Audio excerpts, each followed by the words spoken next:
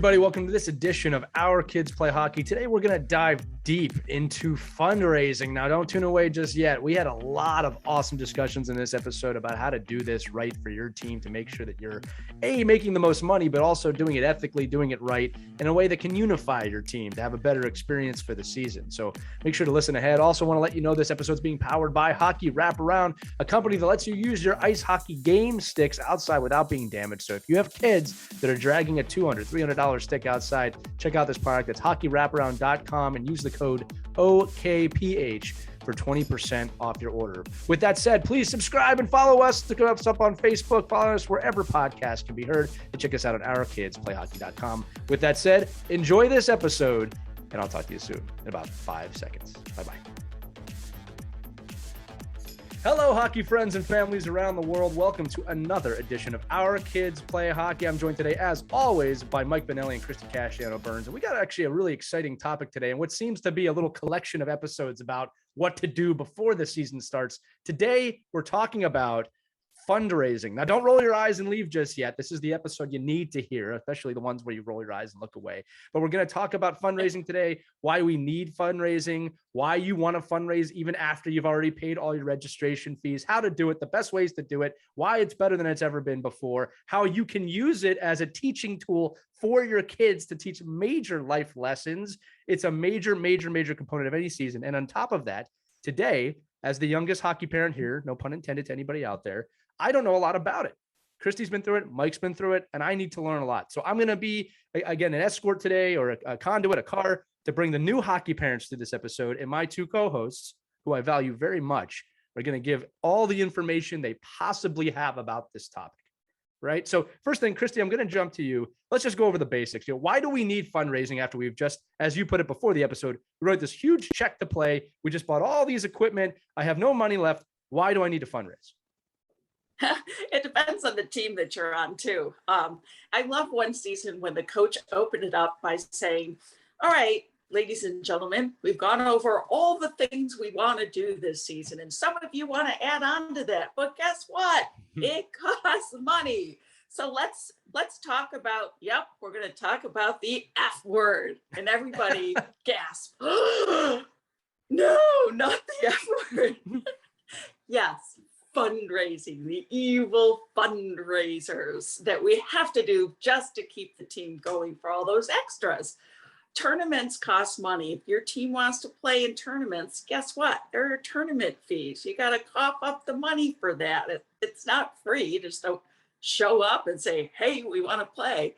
There are fees for that. Those teams make money. So that's another fundraising idea for you. If you ever want to hold a tournament, you can make some money. And then there's the extras. If your team wants to, let's say, have snacks for the locker rooms, that's something that you can put aside in your budget. Maybe you want to buy t-shirts for all the kids, matching t-shirts, or, something that you want to pay extra for to make the team just more fun for the season. All those extras are not covered by your registration fee. So you got to come up with the money. And the best way to do it, a lot of parents don't like to do it. They say, just let me write the check. I don't want to get involved. But fundraising can be really good for your team. Mike, what are some of the other costs that I maybe not have forgotten about that go along with a hockey season? Yeah, and Mike, feel free to use the F word as much as you want in this episode. I'm known for that. I think being from the hockey director's side and doing that for 35 years, there's a point where you have to understand too, through the fundraising, as your organization, you got to be careful about what teams do what, because it's always going to come down to, well, the sport team got to do this and the Bantam team didn't get this. But, a lot of the answers are, well, they just did more outside of their registration fees. They did more of that fundraising opportunity to get, maybe a special trip for a tournament. Maybe they did a team building exercise. Maybe they did additional ice time for their organization. All those kind of things go into why I think, people do fundraisers.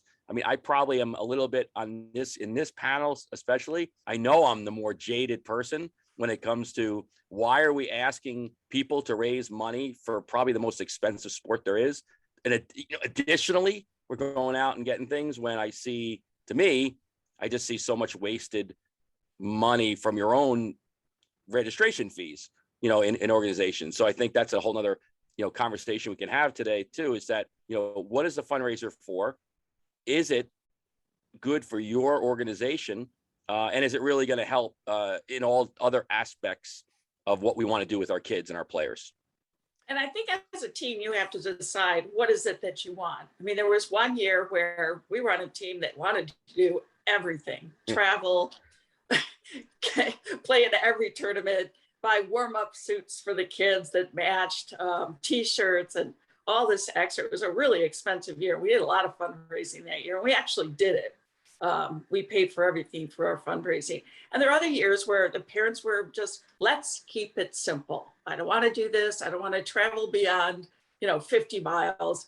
I don't want warm-up suits for my kids. So as a team, you have to decide, what is it? What are your goals this year? What kind of extras do you want to pay for? Do you want to just keep it really simple? That's fine too. There's nothing wrong with that.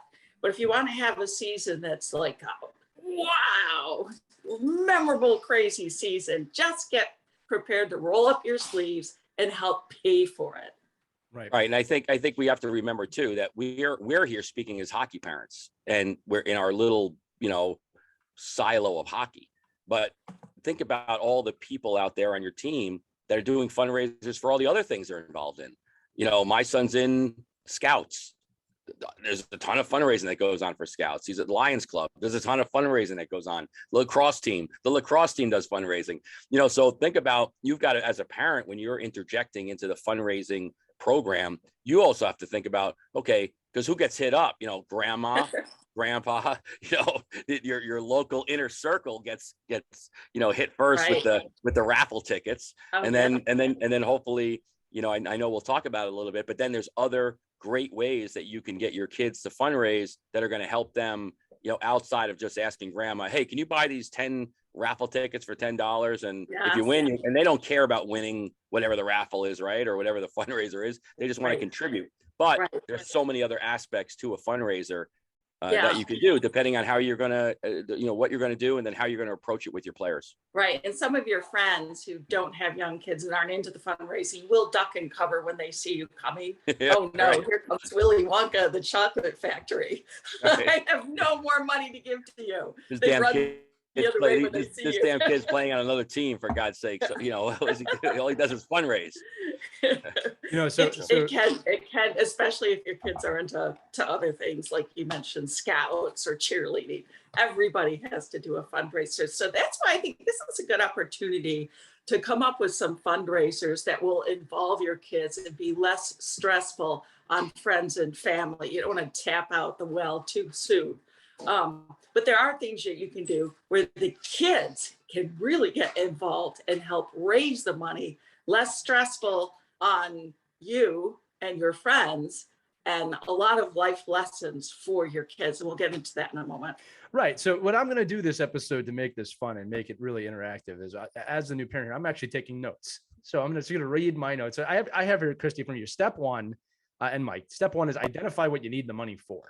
Right. I think that's the big takeaway from this first part of the show is do you even need the money? And if you do, what do you need it for? Well, one of the things I actually appreciated with my son's 8U team, I'm trying to get that right after we had that episode a few episodes ago, is the coach, this is his second year of coaching, and he had told me that, and the team manager, look, things are going to come up. Things are going to come up. Dinners are going to come up.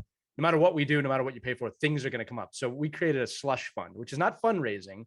But I had the same sentiments. Oh, we're paying all this stuff, but we still need to give this. It wasn't a problem. It was a fair amount, but they knew and identified before the season, we need money for this. Okay. So that's the first step, is identify what you need the money for. If you're going to go all out, all right, slush fund's not the answer. You're going to need to find something else. All right. So the next thing is, let's say you've identified what you need. Okay. We need to do a fundraiser. The next step, I'm guessing, is let's identify what's the best type of fundraiser to do and why. So I'm going to throw that back to you guys. What are the best types of fundraisers that you know of, that you've been involved with, and give examples for the audience out there of what has been successful. And again, we will get to how it's a life lesson and how to promote it later. But right now, let's focus on types of fundraisers. And Mike, I know you want to jump into ROI as well. I think this is a great time to do that. Yeah. So what I would say is, like, think about the fundraiser you're doing, and think about the involvement of your kids, and think about the involvement of your parents, and then think about, okay, at the end of the day, the effort that I'm going to put in, is it over the effort? Unless you're trying to teach lessons, right? If I do a car wash for my 14U Bantam team, and at the end of the weekend, I made, let's just say $300. For $300 for the effort to go to ask the kids to come on a Saturday morning, pray it's not going to rain, hope it's a nice sunny day. You're already handing out, Christie talked about it a little bit, about social media and having the ability to reach out to people to let them know what you're doing now is so much easier than, sticking posters up on telephone poles.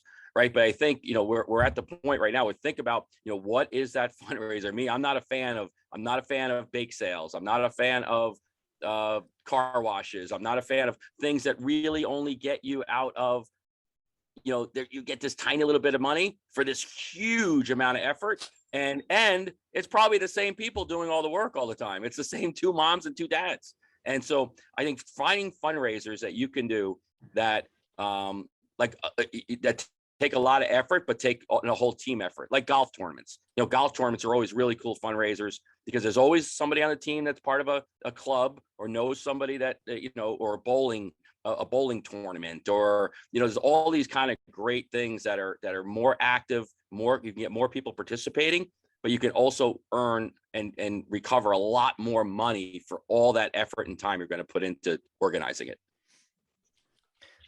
Well, I would like to say. I know you like bake sales. I know you like. Don't take away the chocolate brownie. I know. What's wrong with you? My God, for 3 cents a brownie, please. You can always sell stuff. All right, that's always an option. Whether it's Christmas wreaths for the holidays, which are really popular. You could sell popcorn. You could sell candy. You can sell stuff. That's always an option for you. But then you're competing. You might be competing, with your with your kids because they're on so many different organizations and stuff. So, but when you get your kids involved in a fundraiser, there are so many life lessons they can learn. I'm going to throw an example out there for you. We did a very successful bottle and can drive. This was so much fun for the kids. We advertised it ahead of time. We gave a blast out to the neighborhood that we were going to hit. We asked them, save up your bottles and cans for Saturday. We're going to hit your neighborhood and put them outside of your, front steps. Will make it easy for us so we can just grab and go. So many people did that. We showed up in the neighborhood. The kids were in their jerseys and we split up in teams. The adults always make sure you're with the kids, make sure, they do all the proper things. They got to have good manners. Don't run on the lawns. Give them all the rules before you set out. You show up in the neighborhood. We could not believe the overwhelming support we had. We had so many bottles and cans left out in nice, neat bags for the kids to just grab, throw in the back of the cars. We worked with a redemption center where they set up a big receptacle in a parking lot, which made it easier for us because they love the business too. So they're going to work with you. Everybody shows up at the parking lot, drops off the cans, hit the neighborhoods again. We raised over $700 and the kids had so much fun. And, this one sweet grandma loved hockey, came out, couldn't wait to see the hockey kids. It just made her day. And she, asked them about the team and what positions they played and how she had a son who played hockey. And it was just such a great connection to the neighborhood too. Now people also get to know that, hey, that's a great little team out there. Look how polite they are. Look how organized they are. Look how they didn't even walk on our grass. So you're giving a positive impression of your team as well while you're raising money. What are the kids learning? How to work together, they're not entitled. They actually have to earn their spot on the hockey team. Things don't come free or cheap. You got to work hard in order to play on a team or get what you want. So many great lessons. And the parents, we had so much fun too. We got all dirty and smelly collecting those cans, But at the end of the day, we had, a nice little get together where one of the parents had, wine and pizza, and we got to know each other too outside of the ring. So this is exactly what I'm talking about. Like, that is brilliant. Like, that to me is a fundraiser. Like, that to me is a team building life lesson. Clean up the environment, help people out by emptying their garages. I mean, so can I give my top three? Because this is now Yeah. I got to write. Well, Now I got one more thing. Go ahead. As we check all the boxes. Mike's all fired Now, up, Christie. Way to go. I've got to. Check all the boxes. I got to send an email out today. So go ahead. All right. Here's the other little tip with your redemption center. Yes. You tell them that you would because a lot of times when people show up to get rid of their bottles and cans, they don't want to wait for it. They'll just say, hey, can you just throw it to a charity? Here are my bottles and cans. They're so busy. They don't even want to wait for their $5 or $6. Ask the Redemption Center if you could put a sign up and ask people who show up, it could donate rather than take the money, donate to our hockey team, put a little picture of the hockey team, all the kids' cute little faces up there. So when they walk in the center, they can say, hey, oh, you know what? I want to donate to, Lysander skating team, or ice hockey team there. Just throw all my money to that team. By the end of the season, or actually in the middle of the season, you got a nice little chunk of change there too. Just another little tip that we found successful. Yeah, that's awesome. That's awesome. And I think even putting that, like, even allowing the put a little sign like, if all your donations go towards this. If you just throw your money, you're throwing your cans and everything there. Right. It's just another motivator to go to that particular place and send people in. I love it. Mike, before you jump in, name recognition for your team too. And here's the thing too. You are helping the environment too, and people love to get rid of their bottles and cans. It's kind of a pain to do. You have to take a time out of your busy schedule to go, and if you go to a grocery store, you have to put them in, and it's a pain. It takes up your time. They loved us taking their bottles and cans off their hands. It freed them up, so it was a win-win for everybody. It's a great ROI on that too. Mike, I just feel like the way you're going, for some reason, and some of you might not know this reference, I just keep thinking you with Glenn Ross with this sales technique for fundraising. Put that water bottle down. You can see water bottles are for closers, right? No, I could see you do it. Mike, why don't you jump in? Because I know you're fired up here. You got a lot of ideas suddenly. Yeah, well, it's just that you start thinking about all the fundraisers you've done and the ones that have failed, and the one like I've sat through outside of snack bar brownie sales, and after you've eaten like the 10th brownie because nobody's buying them, you start rethinking about the fundraiser you're doing, right? So and then you're buying them yourself. But I love the top. I think my top three that we've done in the past 10 years have been, number one was like. The team did a Christmas tree pickup. So they blasted everyone out between Thanksgiving and Christmas. Right. And then they came around after Christmas and picked up all these trees. And then they brought them to the recycle. They recycled them or cut them up. They had one dad that had a pickup truck with a trailer, and the kids would just come and they pick up the tree. They take it out of the house, even in some cases, walk it to the car, put it in, chipped it. I think it was like they asked for like $10 a tree. And more times than not, they got $40, $50, $60 a tree. It's because people just appreciated what they were doing. So the next one we have done, I think that part of that understanding that the team is doing the work, that the players are the ones that are participating. Obviously, you have to have parent supervision, and so one of the great ones that I like too was that we did fall yard cleanups. So we would have the kids come, break up into teams. I try to find the best captain of each team. Didn't have to be a real captain. It could, whoever was our team captain. It could be just anybody that I felt was responsible to know where, I'd ask the kids, like, everybody know what flowers look like, and everybody know the difference between weeds and flower beds. So we're going to go to these people's homes. It's always, it doesn't really matter the age of the person, but you could go to any, even retirement communities, anywhere where you can rake out the leaves. Everybody brings, you always have the kids bring gloves, their own rake. And then I would always have, there's always one or two parents that have a couple of leaf blowers and, tarps and things like that. We'd break the kids up in sometimes we do, whoever can fill the pickup truck first, that kind of stuff. So we would go, and if you're really lucky, and depending on what kind of community you live in, you could have kids doing different yards at the same exact time and just, combining, into one place. So I think it was a really good, we'd always ask for like $100, but again, similar to the Christmas tree pickup, everyone is always going to give more if they know it's a fundraiser. They see their young men and women are out there working hard.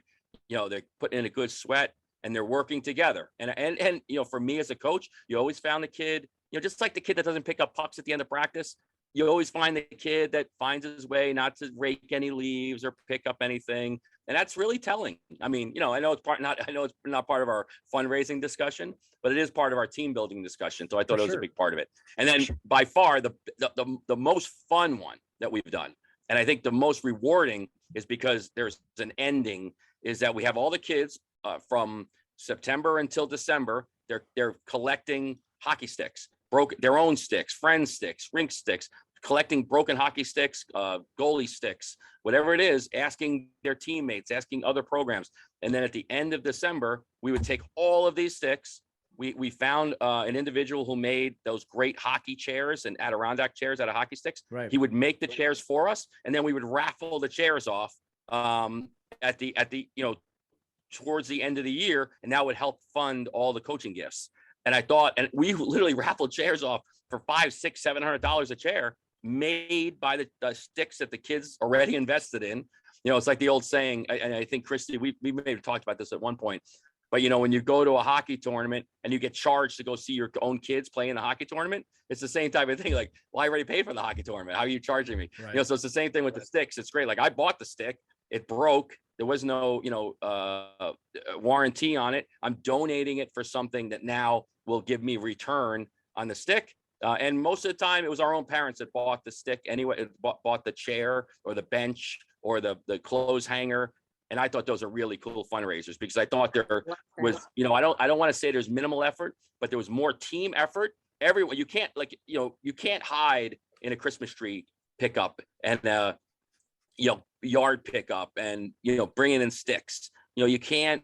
It really, for me, it enabled it not to always be the same people doing the same fundraiser every single month. It really broadened out who we were doing, and it was fun. I think everybody really got involved in it and enjoyed it. So I think we checked all those boxes that Christie was talking about. We earned money. It was good ROI. We gave back. We did something for our community, and we built a lot of team pieces in there that hopefully, the kids will remember, outside of, not being short shifted or something like that in the third period. I want the name of that guy who makes chairs out of hockey sticks. Wow. There's a couple of good ones there's a couple of really good ones by us, and they're unbelievable. And we have one right here down near me, and he comes up with benches and hockey hangers, and they do the barbecue grill, hamburger flippers and spatulas and things like that, all made out of hockey sticks. I think it's the coolest thing.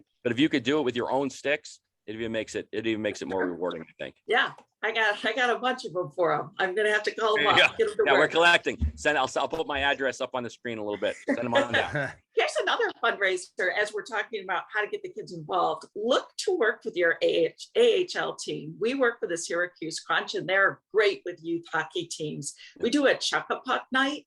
So all the kids get to go to a Crunch game, and then during the periods, before the game and during the periods, we sell pucks that get to be chucked out into the ice.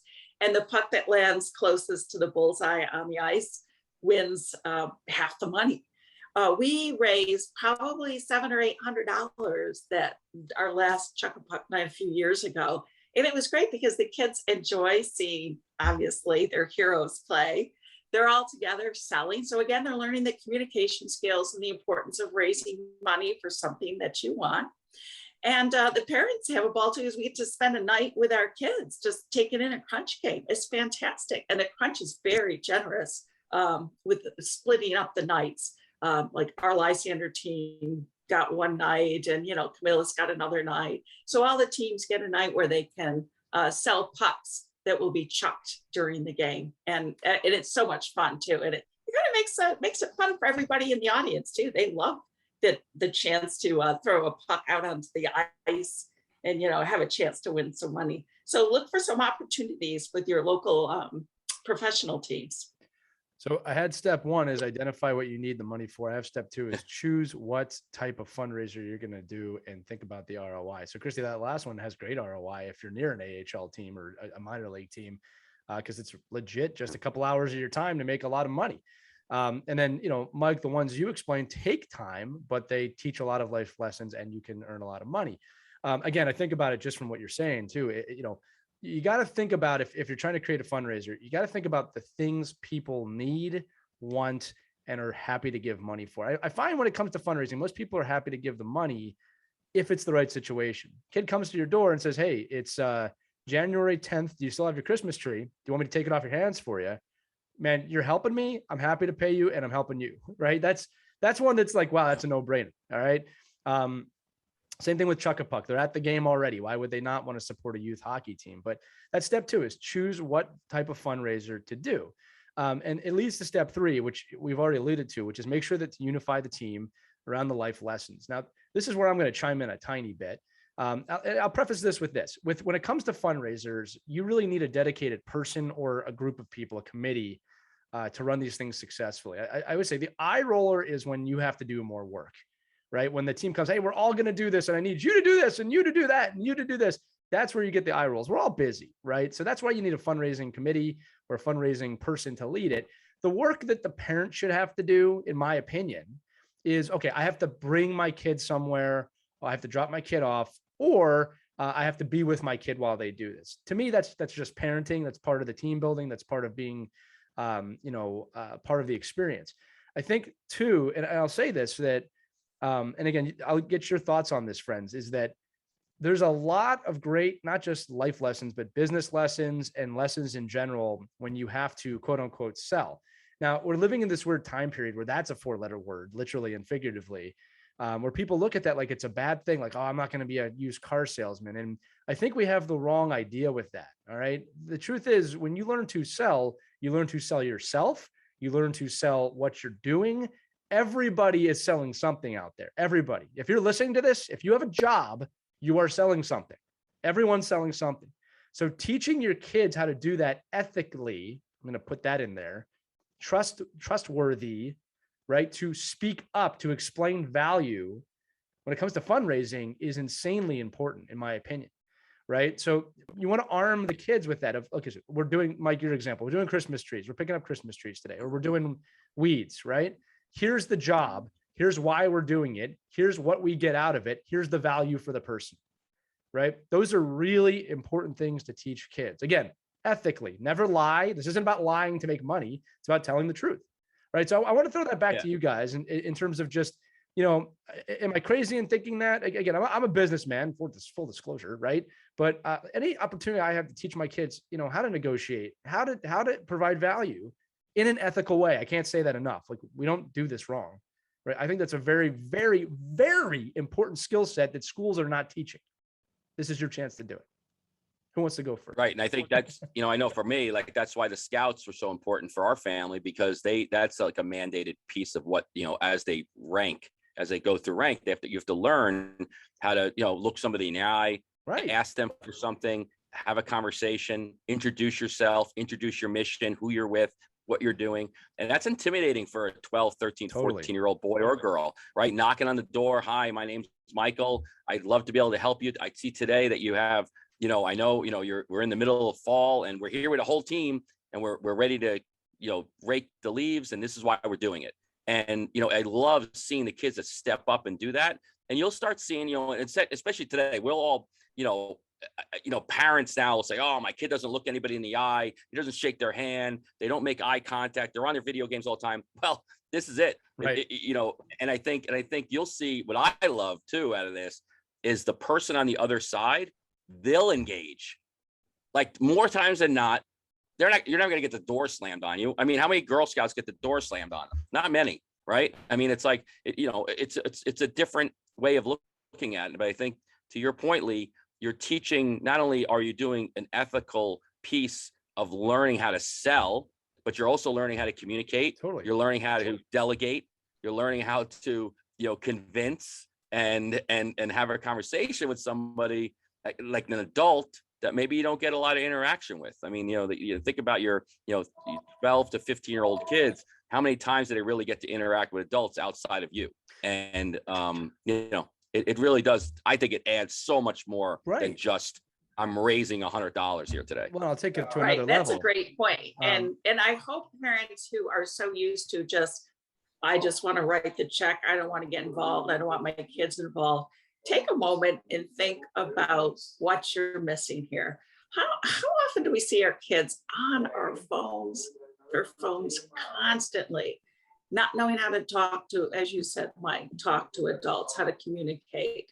Look at all the skills and the opportunities that present themselves with a simple fundraiser that's really not as bad as you might think of it. And actually, you might surprise yourself at the end of the day and step back and say, wow, my kid actually talked to people today, people he didn't know. Yeah. My kid actually, look what he sold, or look what he did, or look what he accomplished. Look what we did as a family. So think about that before you say no to fundraisers, and just wanting to take the easy way out and just write the check. Well, and I think that goes. Sorry, Lee. No, I think that goes into the point of what fundraiser you're choosing. If you're going to choose a fundraiser where you're selling raffle tickets that there's zero interaction, yeah, it's easy to write a check. Who knows? Like, who really knows if your kid went and stole 20 raffle tickets? You just bought them all, right? And then you're sitting in, you look in the living room, in the desk, and you're like, where did we get all these raffle tickets from? Get a whole pile of them, and you just paid for them. So if you want, you could purposely put the kids in situations where they can't just write a check. You actually physically have to go do something to earn it. Like we one year we did the kids clean the boards at the local rink with Brillo pads, like sat on 5-gallon buckets and scrubbed all the puck marks off the boards. And the manager of the rink paid them the same amount of money they would to have a service come in and do that. And the kids were in their own rink saying, this is sweet. Look how clean the boards are here. And then I get to teach lessons like, see all the black marks behind the net? We don't want all those black marks behind the net. We'd like them in the net, right? So there's all kinds of, fun ways you can turn good fundraising opportunities into team building exercises, for sure. Right. And also consider working with some restaurants. We had a fantastic fundraiser at Applebee's and a couple of other restaurants where you get a discount, and a percentage of whatever is sold that night at the restaurant is going to go to your team. And what the restaurants really could probably use right now, business coming out of COVID. So they're probably going to welcome some hockey teams, helping them to boost their business for a night. And they may be short supply for staff too. I mean, our kids bussed tables. They were greeting people at the door. They were handing out menus. So I think restaurants, especially now, might really welcome an opportunity to have a hockey team and all their family and friends in there for a night while you make some money. Just something to think about. Yeah. Yeah. Look, I'll take all of these examples even a step further, guys, in the sense of, when I work with teams, one of the big things I talk about for team building is team identity. And there's different levels to identity. There's identity with the team itself, but there's also the community, right? And the only way to get community identity is to go out into the community and interact with your community. And I don't think we do this enough with youth hockey teams. Now, look, I'm also going to say this too. Again, people are busy. Like for the parents listening out there, I understand people are busy, and there's going to be some years that it's just, I just don't have the time this year. But, this is your chance to get out to your local community. Mike, I love the idea of scrubbing the boards because that's their home, right? Now you get an identity in your own rink. Like, I scrub these boards. When the away team comes in, I don't want them to win. They didn't work to clean these boards. I did. My team did, right? They paid us. This is our home. So I love the synergy there of the fundraising mixed with that team building identity or community building, right? It's always stronger as a coach and as a team to play for something when you have a grip on exactly what it is that you're playing for, right? And if you know the community, if you know the rink, that's a value. So again, step 2, I'll go through it again. Step 1, identify what you need the money for. Step 2, choose what type of fundraiser you're going to do. Step 3, make sure to unify the team around life lessons. Again, Christie, your example of the restaurants, another great one. I think that restaurants would love this right now out of COVID. to have people come in and try it again. And I'm sure you could do something even with people ordering for pickup, right? There's lots of ways to do this. Before I get to step 4, one warning to the parents out there, and Mike and Christie, if you want to jump in on this, feel free. Again, there's going to be years where there's too much going on. You have multiple kids. Maybe you can't get as involved as you want to, but don't teach your kids that there's a shortcut out of things all the time, that writing a check can just be the answer. All right. There's a lot of families that can't do that. And I think we have to be empathetic to that. 2, or B, is that, look, if you're in a position, you can just write off a check and get it out of the way. Look, that's great. I mean, congratulations. I'm not saying that in any negative way. All right. But what are you teaching your kids? That there's a shortcut with money to get out of everything? No matter what you're thinking, that's not always the case, right? It's not a bad thing for have your kids to go through a hard day of work to teach them the value of work. All right. And that if you want something, you have to earn it. That's the other great opportunities from these. Go ahead, Mike. Yeah. And to, when you said it earlier, when it comes down to time, I can guarantee you this. If I told you there was 2 games on a Saturday, one at 11 and one at 4, you would find the time to do it. All of a sudden your son or daughter would have, oh, no, there's no conflicts. I can make it. I can get there. But all of a sudden you add in, oh, we're doing a fall cleanup. Oh, that day. I forgot about that day. Oh, they're busy, or they got this, or I all their doctor's appointments are on that Saturday. So don't to what you're saying is, and I'm probably, because I've been doing this so long, I'm like, oh, I'll just schedule 2 games that day. That's my benchmark. I'm going to hold that Saturday, and then we'll just cancel the games and tell them, oh, we're doing this. And I already know you're all coming to the game. So you're all know, I know you can come to this event. So I think it's just a matter of, don't tell me you don't have the time when you actually do, and you just don't want to do it. And I think we've even talked about this about our team building stuff. It's always the people and the kids that need it the most that are fighting it the most. Right. And, I don't know. I like fundraisers that build team cohesion. I love fundraisers that get great ROI. I like fundraisers that help the community and help, your own team. And I think that's, again, I think it's easier than writing a check. And I love, and I think there's a common mission, that we talked about earlier. What is the fundraiser for? If it's because, you're the team that you spend $8,000 to play for a year wants to go to, Costa Rica for a weekend for a special hockey tournament, I'm probably not giving money to that fundraiser. But if your team from Syracuse, New York just won their regional championship, and now they want to find a way to go to, Anaheim because of the Nationals, I get behind that 100%. And we've seen that happen, and we've seen teams in a pinch at the end of the year because they weren't expecting to go to Nationals, and all of a sudden, lo and behold, they made it. Now they got to come up with money to get there. And they do reach out to the hockey community, and we're pretty generous. And I think every team that did make it to National got there.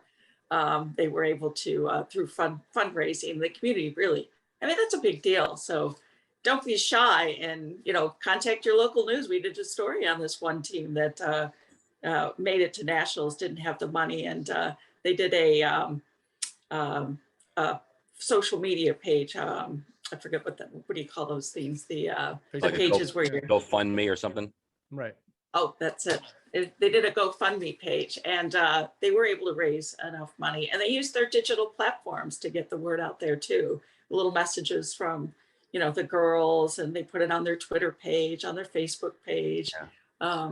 They, contacted local news organizations. Can you help our team get there? And everybody stepped up and helped them get there. So don't be shy. If your team did something spectacular and you need help getting there, chances are the community's going to help you. Yeah. But I like your idea too about looking at your budget, and don't be afraid to ask where the money is going and how you're going to spend it. And as a team, decide if that's really something that everybody can, number one, afford, and number two, wants to do. So you have a big role in determining what your season looks like and where you want to go and what you want to do. Don't be shy. It's a great Yeah. transition to step 4, which is going to be scope or scale, I should say. But I'll tell you guys a quick story about a friend of mine, and this isn't directly fundraising, but it proves the point of everything we're saying. My business partner, Matt, has 4 boys. He has 4 sons, I think, ranging from 11 down to 5 years old.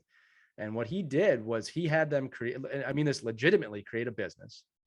All right. It's called the O's Bros. O Bros. They all have every one of his sons has a first name that starts with the letter O. So he's called them the O Bros. And they made a lawn caring service. And these kids from 11 down, again, they're not teenagers, right? They are like the neighborhood's lawn care company. And these kids rake in an incredible amount of money, and they advertise themselves. Again, Matt helps them advertise online. He helps them by driving them to the lawns they got to do.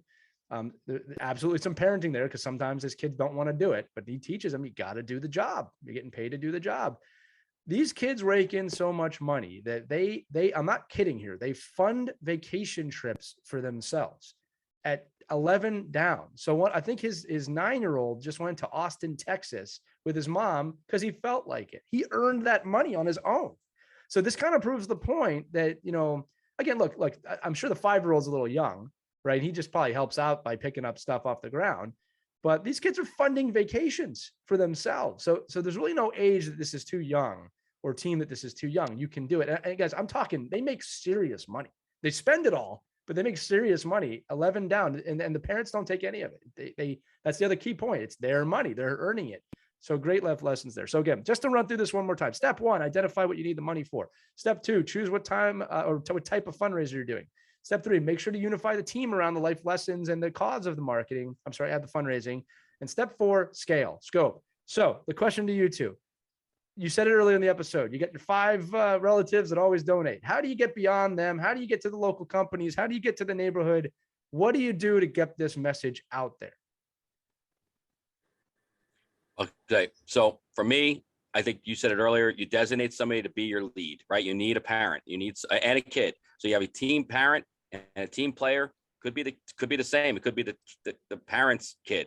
Right. Whatever it is, you need a lead. You need a player lead, you need a parent lead, and you have a plan, and then you delegate. Don't make sure that you assign. When you assign, most people want to help. They want to contribute. So if you know what you want to do, you have your person you see on Facebook every single day.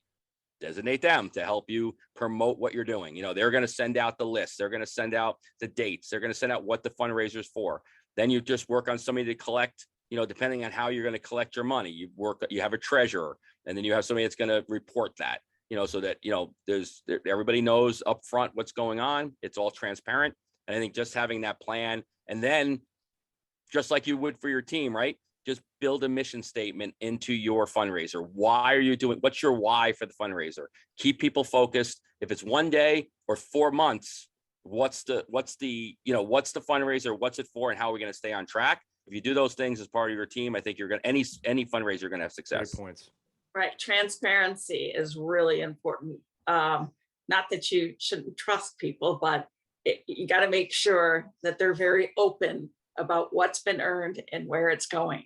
You do need to look closely at that, because we have had instances in the past where some of the money didn't go exactly where it was intended, and a certain person may have profited from it, unfortunately, and got caught, but not until after the season was over. So I know I hate to bring that up, and it sounds so awful and ugly, but it's a part of reality. Right. You do need to hold that person accountable. If you do designate someone as the main fundraiser, the keeper of the funds, the treasurer, make sure everybody knows where the money is and how much is coming in and how much is going out. 100%. Sorry, I had to bring that up. Oh, no, listen. I know, but it's having but I think transparency comes with the mission. Like, the more the mission is established and the more you know what we're doing this for, the more scrutiny there is over it, and everybody's contributing to it.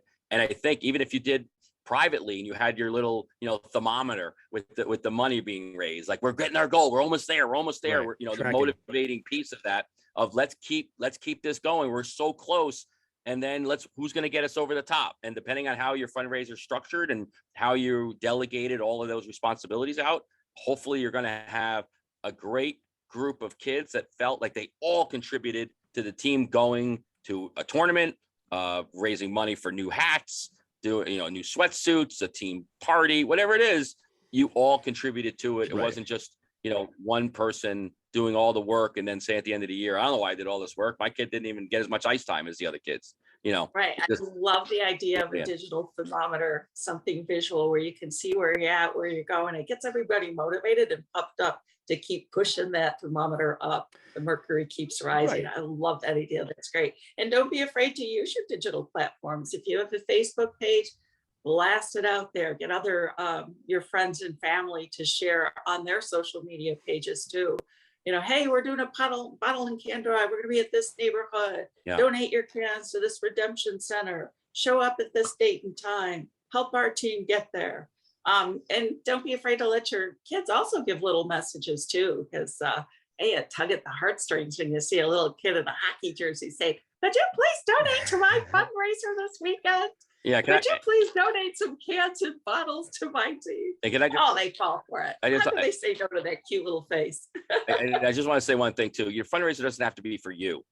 Your fundraiser could be for something else. Charity. It could be for something you want, a charity that you want the kids. If you're using it as a team building exercise and a way to, bring empathy and inclusion with children, it doesn't have to go to you. Matter of fact, maybe it's even better in some cases.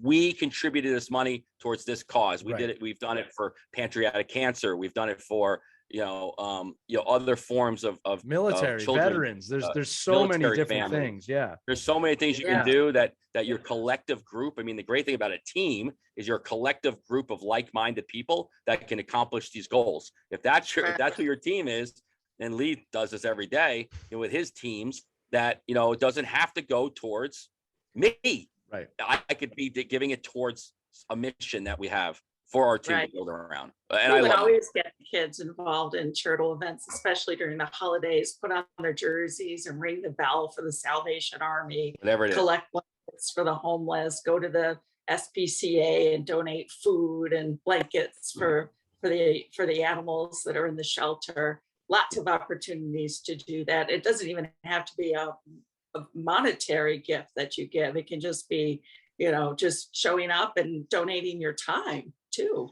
for cooking, making sandwiches for the homeless. There's lots of things you can do. I want to sneak in one thing. Yeah, go for it. Go for it. No, you go first. No, but I just want to sneak in. I just want to sneak in one thing, because we talked about this at the beginning, this ROI idea, but one piece of fundraising is not having to raise funds. So think about with your teams, what can you do as a team? Like we do my team currently, we do a tape buying deal. So all the team contributes to buying tape. So all our tape is now half of what tape would normally cost. You think about your player could go through 20, 30, 40 rolls of tape a year by an individual.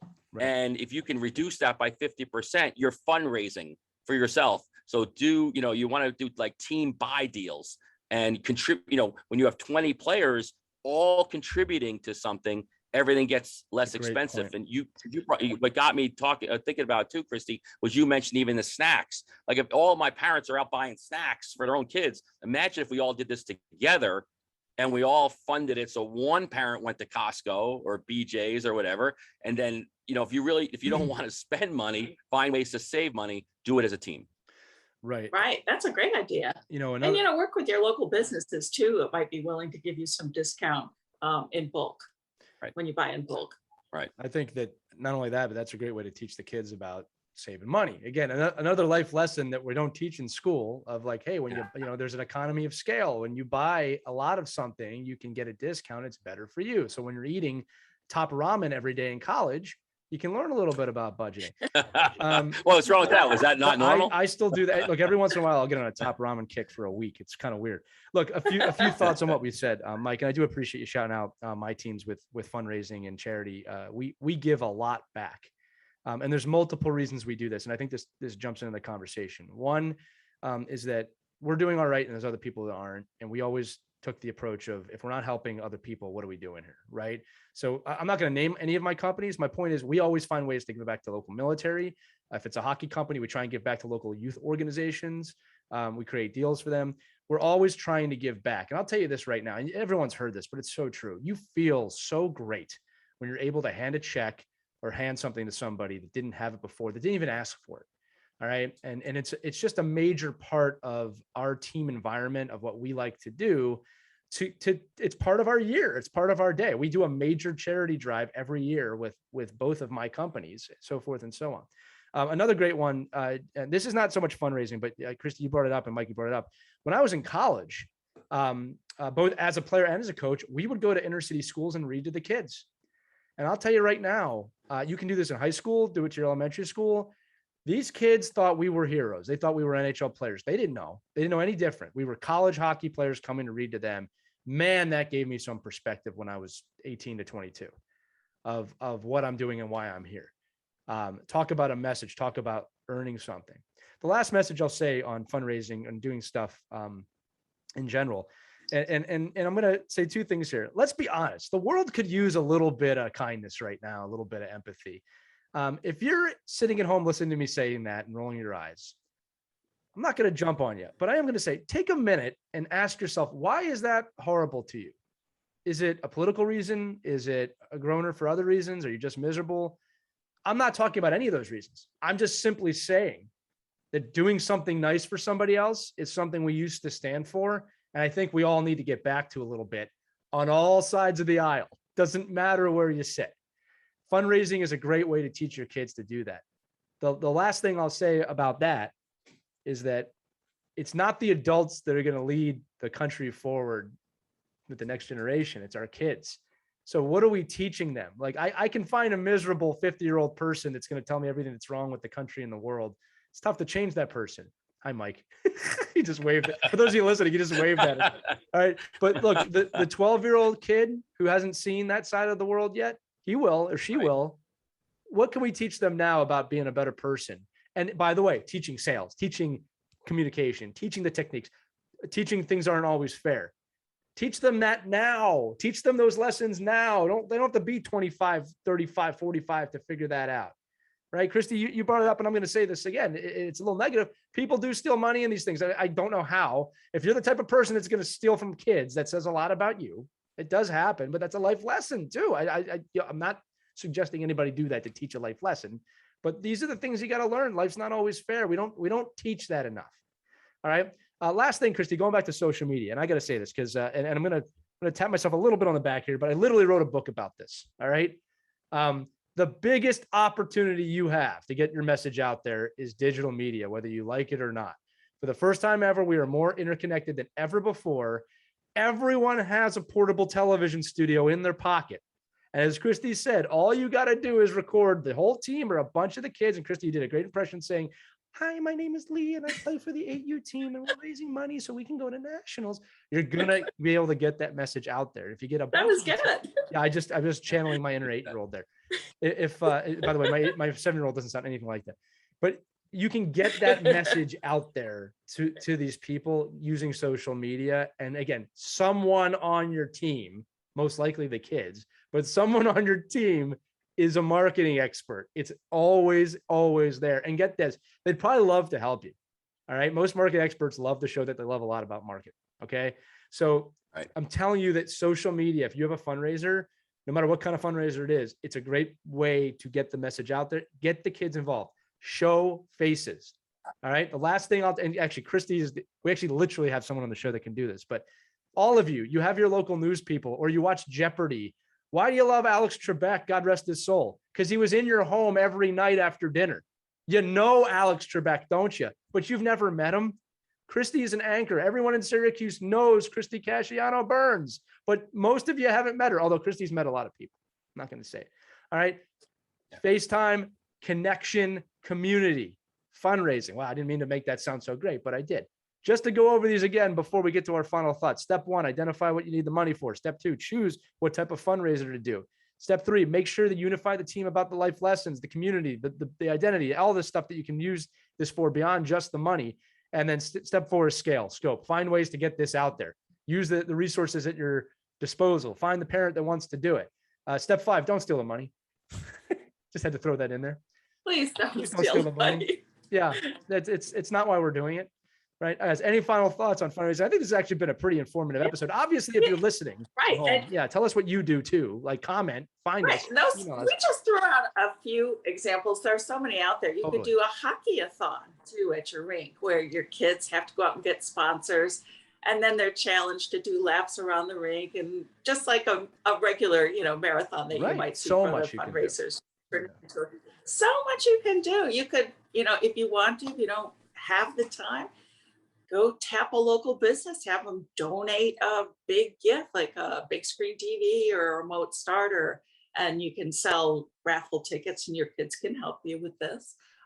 Sell raffle tickets to other families, and whoever, at the mid-season, you just sell the raffle ticket for what, maybe $50.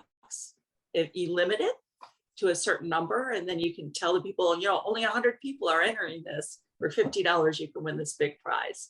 That's another option for you. So, I mean, that's not as fun, and you don't get the kids as involved, but if you're desperate for money, there are other ways that you can do it and be creative.